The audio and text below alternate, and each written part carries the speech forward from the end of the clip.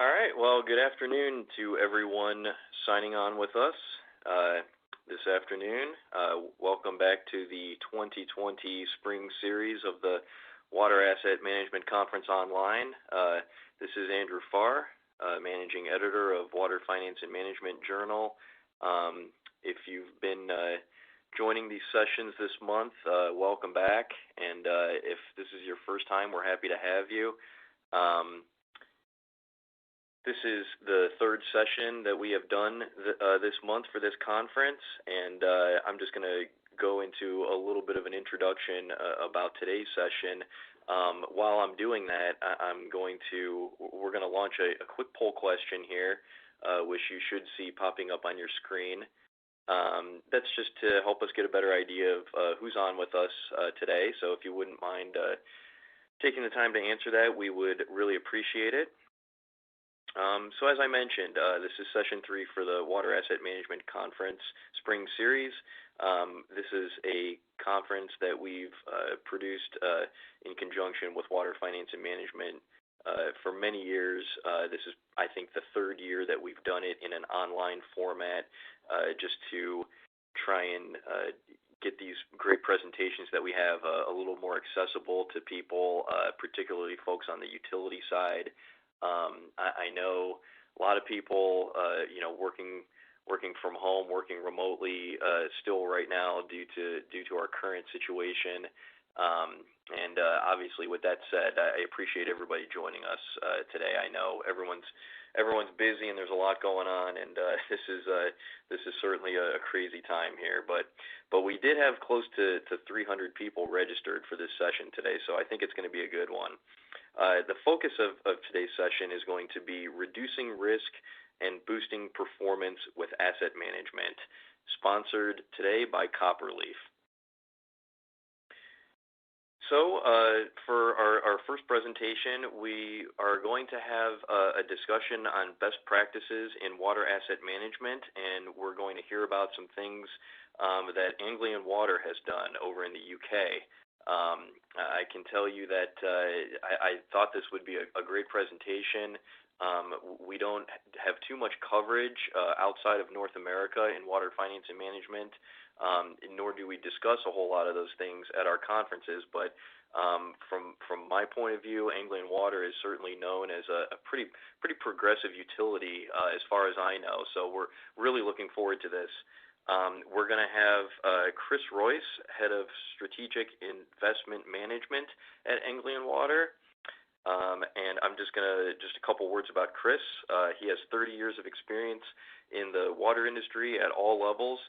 His experience includes frontline operational management, business change projects, and engineering management.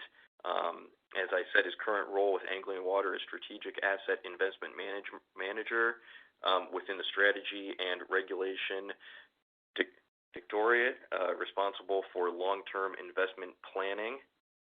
And then we are also going to be joined by Miranda Alldritt, President of Copperleaf Americas. Miranda, throughout her career, has worked with a range of leading utilities, including Anglian Water, on their adoption of value-based decision-making and continuous planning, including value framework definition, process design, and culture.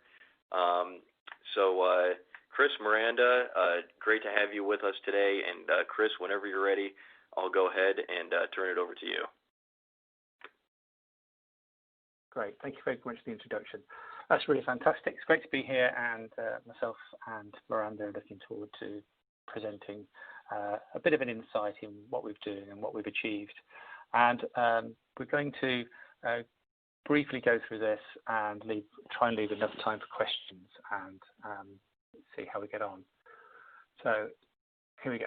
So Anglian Water is UK water company with one of the largest geographic in the UK, and we serve over 5 million people with water and wastewater services.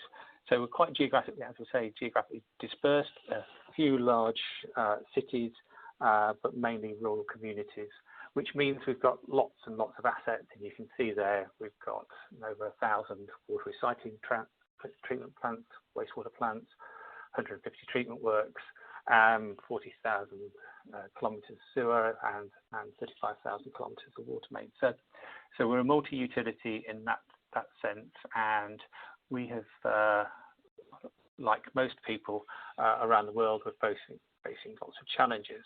And I think, we'd always say there's issues with climate change, population growth, and environmental protection, which is foremost in our minds. But on top of that, there are loads of other external drivers like cybersecurity, etc., which we need to think about and manage within our overall asset base, because providing critical infrastructure to people and making sure it's safe and secure is essential for our businesses. So we started this process of looking at asset management over 15, nearly 20 years ago, actually, and we're in the sort of the embryonic stages, and we looked at around the world. I came to the US, and there's a guy called Steve Albee, 15, 18 years ago, was trying to promote asset management from the EPA point of view, and we started to build and think about asset management. But what we really was trying to get to a point was, we wanted more transparent investment decision-making processes. We wanted a greater alignment across the country, being quite geographically diverse. We wanted one view of the information, data, and we needed to think about what future software and technologies we wanted to do.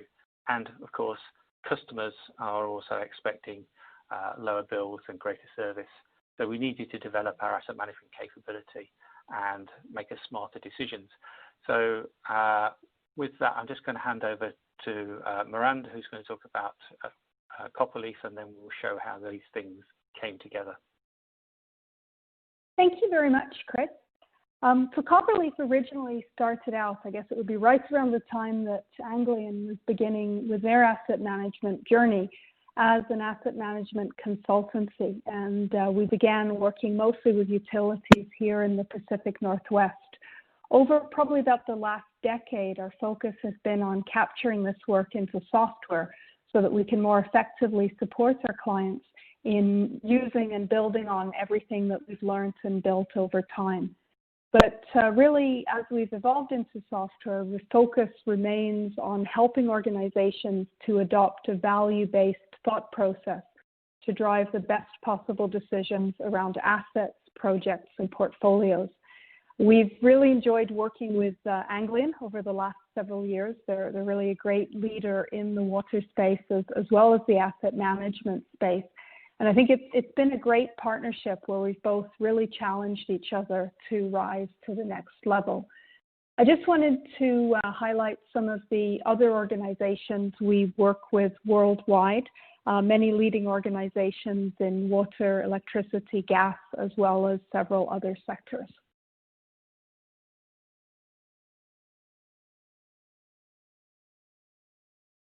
Chris? Sorry, I'm on mute. So one of the key functions we started out was defining risk and trying to get into risk-based decision making, because it was quite important for us that we didn't want to think about, we're going to do this project because it's risky or not risky. We wanted to actually start quantifying risk. But it's important that we started to build a culture in the organization that tells about risk and value. And this was our embryonic start, and we went back to first principles on how to think about risk at all stages of delivery. And what we wanted to do was look at the probability of failure of an asset over time, its consequences in terms of how many properties would be interrupted or how long the burst would last for, etc., in terms of water.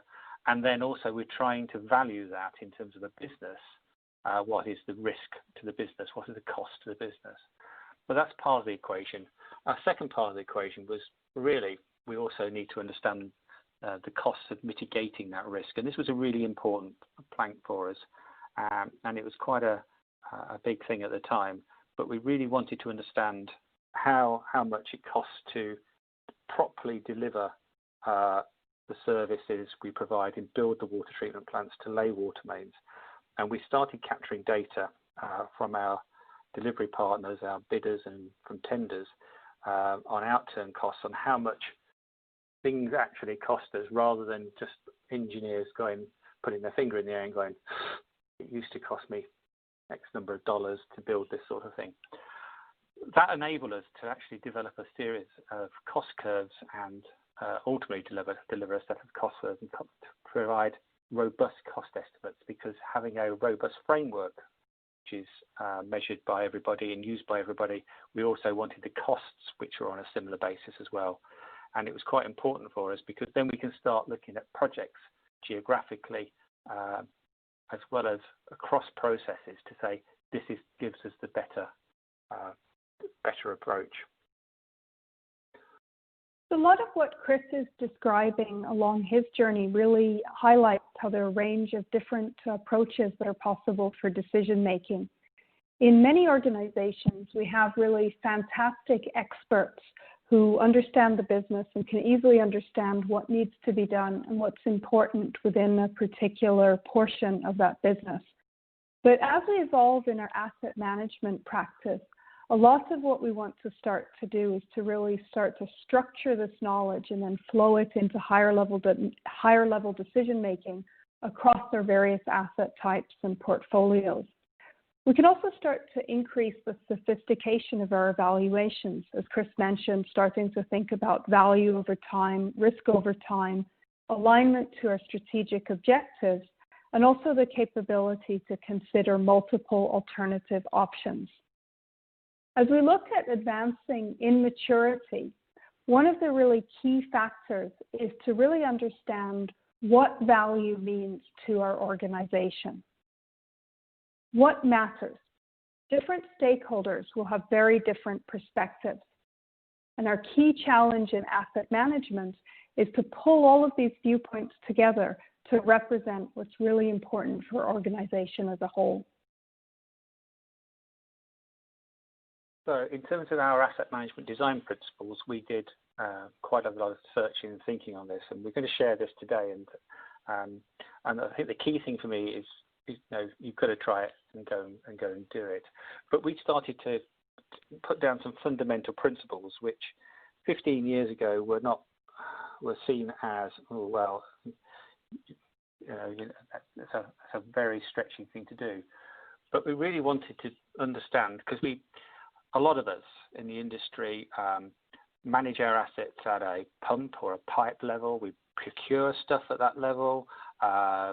We build things at that level. So we made quite a big decision at that stage to start thinking about asset management at the lowest level we do activity at, and that was as I've said, a pump, a motor, and it was a really important and fundamental decision for us, because from that we can then understand where do we master this information and where do we get how do we get the data out of it, and it starts improving the data. And what we came up with is a bit of actually an idealized design approach. And I was fortunate enough to have given space for 6 months to start thinking about this. And this is when asset management was in its really early stages. There wasn't much documented about that. And we came up with these types of approaches where we knew where the data was, and we could then start thinking about talking to people who were specialists in that area. And I'm a great believer personally of the people who do deterioration modeling are the people who know the statistics and you go and see them. The people who do consequence modeling are the people who do the pipeline type approaches. Just using the right consultancy, the right specialists in the business to do some form of niche pieces of work, but ultimately it'll need gluing together. And we also then started thinking about this cost. Where do you get your cost from? How can we understand our cost? Because this whole thing about cost benefit was really, really, really important. That led us to a number of things. It meant we could plan investments at the same level. We knew where the mastery of the system was. We had one version of the truth of information, which was really, really, really important for us. We had a single view of all the current risks across the region. So we were comparing pipes in the north of the region to those in the south and making trade-offs rather than using people's sort of the way they articulated it and the way they persuaded people to invest in there. So we could make really trade-off decisions. And we had a cost system and cost curves, which enable us to make those trade-offs as well. So we weren't getting any bias in terms of engineers. We weren't using quantity surveyors there. We were running this on a quite a big basis, and we have over 2,500 assets in our system on this. And what we led to was robust and transparent decision making, which was really, really important for us. So in terms of what we're doing, so we have clear systems of records of assets. We have a value framework now which supports all that decision making. So we've moved risk into value, and we have centralized databases of information. And what it allows people to do is visualize and see information at different levels in the organization, whether it's a geography, under a management, or at a company level. And that's really important for us because that was part of our plank of having transparent decision making. And then what that's taken us is from some foundational embryonic thinking all quite to a mature level where we are today. And that's been enabled by using great people in terms of consultancies like Stantec and others to help us with the process, pipeline specialists, etc., and also software people to help integrate and pull all this together. Sorry, it's flicking around to everybody. So in terms of maturity, we're still evolving. We are ISO 55000, and when we're credited, we were one of the first in the world, and hopefully we are recognized for doing that. Great. So again, I mean, really looking at a lot of what Chris is describing along his journey, we can break out some of the key components to capabilities that you might want to think about developing. So at a very foundational level, we can talk about visibility, making sure that we have that single view of everything that we need. We can talk about the ability to build structured and consistent business cases, to optimize our interventions and our projects to build the best possible plan, to be able to really merge in data from our assets and really use things like degradation curves and other prediction modeling built using specialized understanding of each asset class to understand both where we are today with our assets and also over the medium to long term what we can expect in terms of needs around that asset base.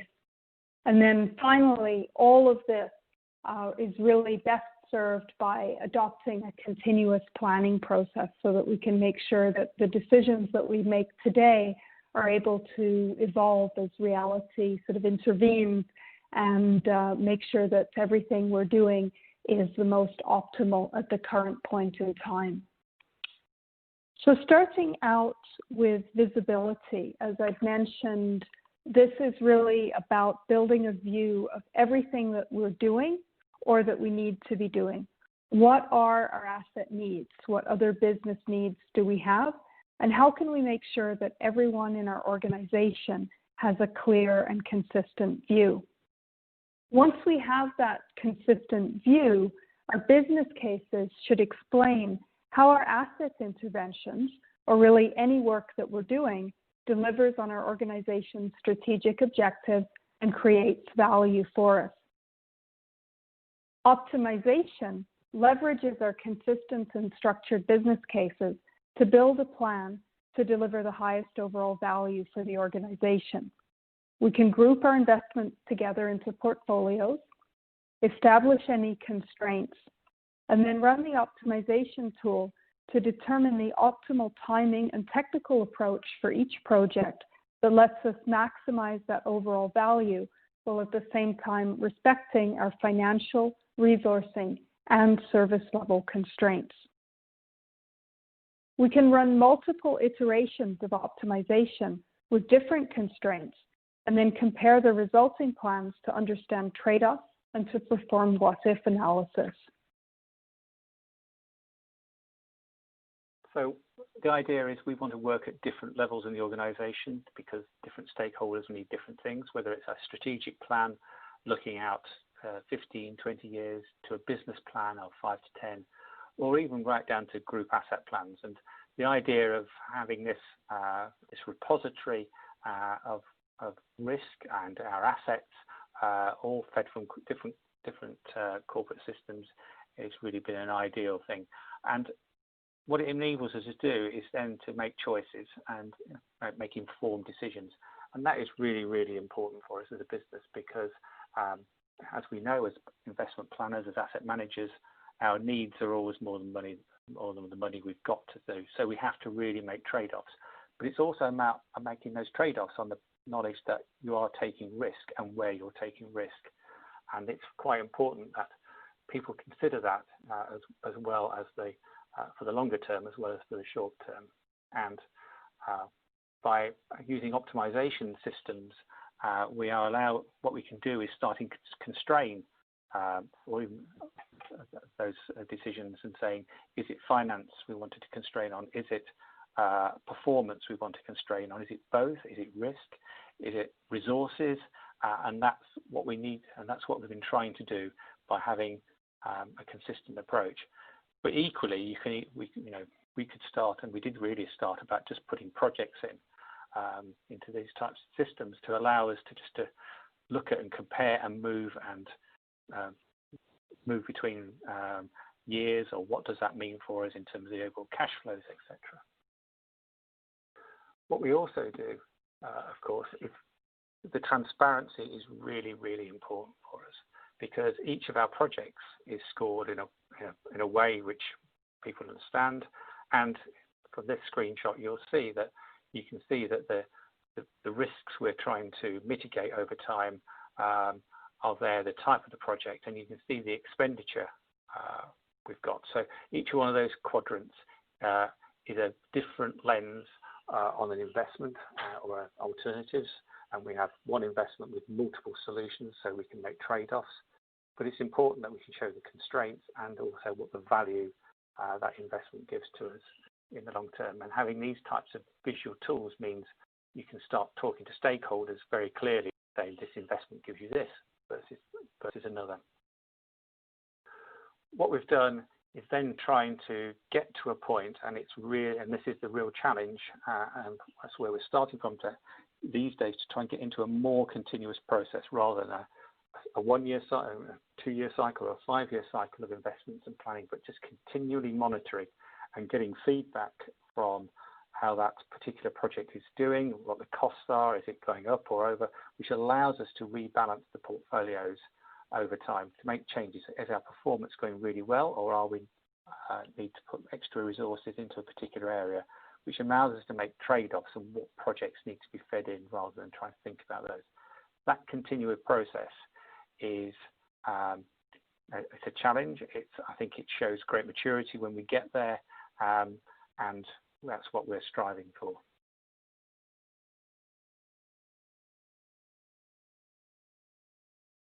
Miranda. Oh, sorry, news again. I'm always really impressed working with Chris and with Anglian at the maturity and the agility that they demonstrate in their application of asset management. I think one of the things that's really important to realize that what you've just seen that we've walked through really quickly is the end of an asset management journey of many years. And this is definitely a journey that's driven significant improvements in financial performance, in risk management, and also customer outcomes at the same time, which is very consistent with what we see across the industry worldwide in terms of the adoption of asset management. But it can be really intimidating to get started or to move forward if you don't have perfect data. But I think it's really key to realize that nobody has perfect data when they start out. Chris had talked on that a little bit, that the most important thing that you can really do to maximize what you get out of your asset management program is to really make sure that you're clear on what constitutes value for you. What objectives are you working towards as a business? What outcomes do you want to accomplish for yourself and for your customers? And then once you have clarity around that, this really drives everything else that you do, including where it's best to get started. And getting started is the hardest part. The trajectory that you set in your asset management work is going to be much more important than where you happen to begin. And if you can begin, and you can work to improve over time, to do a little bit better every year, over time, all of those improvements will add up to tremendous progress. I wanted to thank everybody for your time today, and also to say, please feel free to reach out to either Chris or myself if you have any questions, or if there's anything that you'd like to discuss further. We do both really enjoy talking about asset management, about risk, and about how you can improve performance. All right, Miranda, thank you very much, and Chris, great presentation. I do want to just remind our attendees, if anyone has any questions for Chris or Miranda or for any of our presenters this afternoon, feel free to, you can submit some questions. You should see the questions box on the left-hand side of your screen. Feel free to type in some questions, and we can try and get those answered. I do have a couple, though. Maybe Chris, I'll go to you first.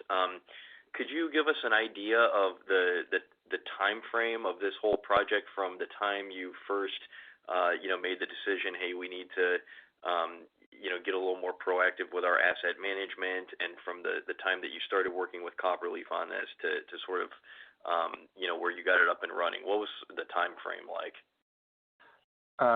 Well, we started our asset management journey 15 years ago from a clean piece of paper.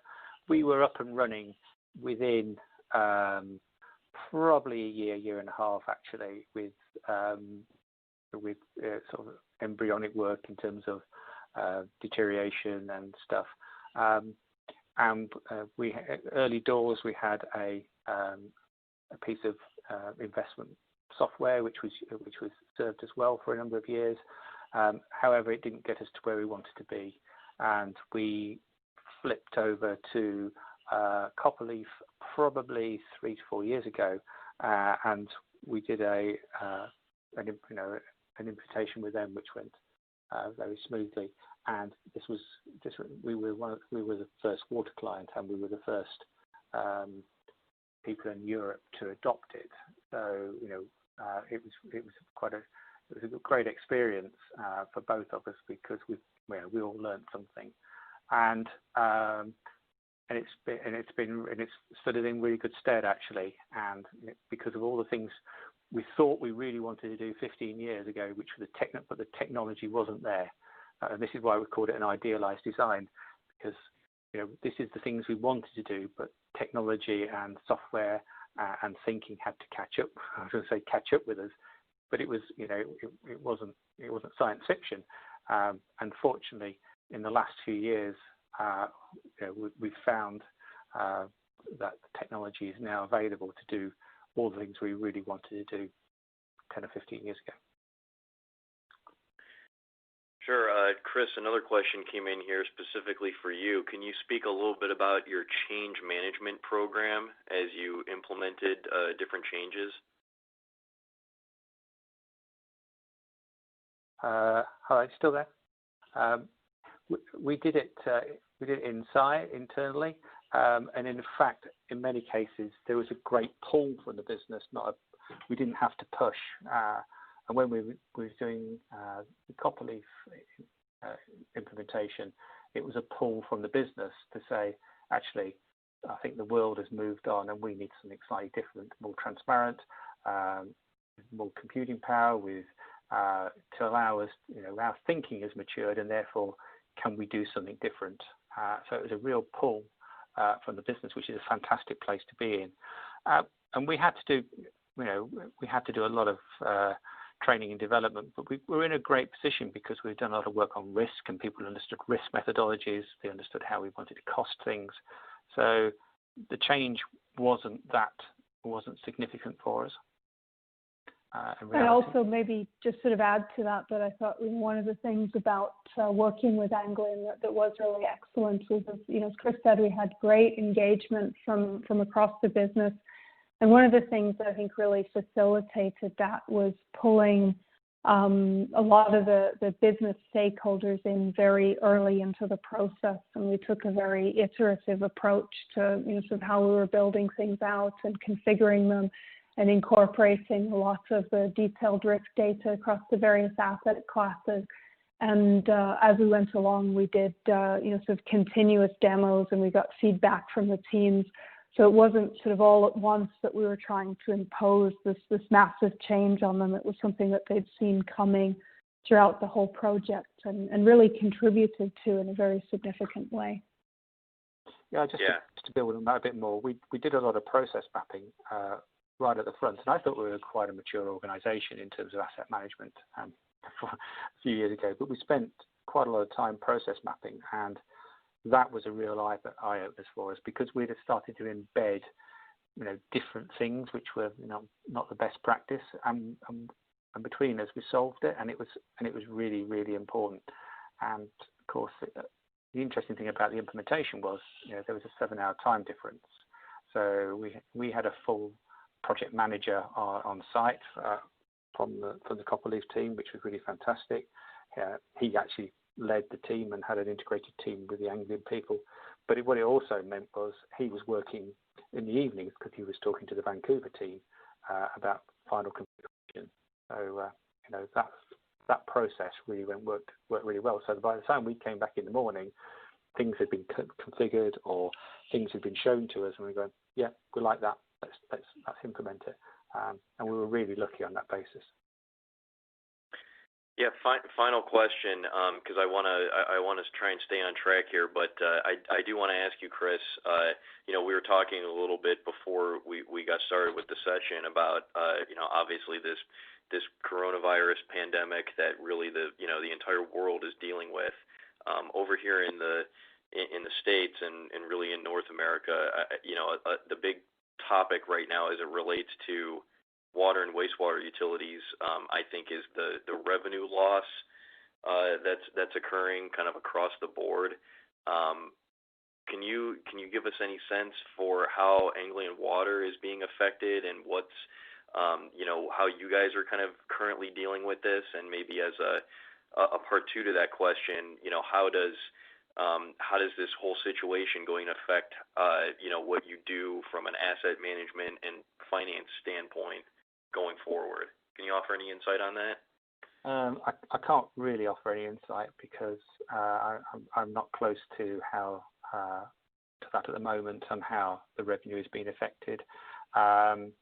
Ultimately, our methodology and practices are slightly changing at the moment, and to make sure people are safe, they're in a safe working environment, and we continue to deliver water and wastewater services 24/7. It's quite important for us that we do both, and it's the people who who are the business, it's the people who give that great service, and therefore we need to protect people. We've got a lot of people working from home, but we've also got a lot of frontline people there who are maintaining that service and trying to keep social distancing and trying to fix things, to keep everything in, keep people safe who are at home, and that's very important for us, and that's part of our purpose.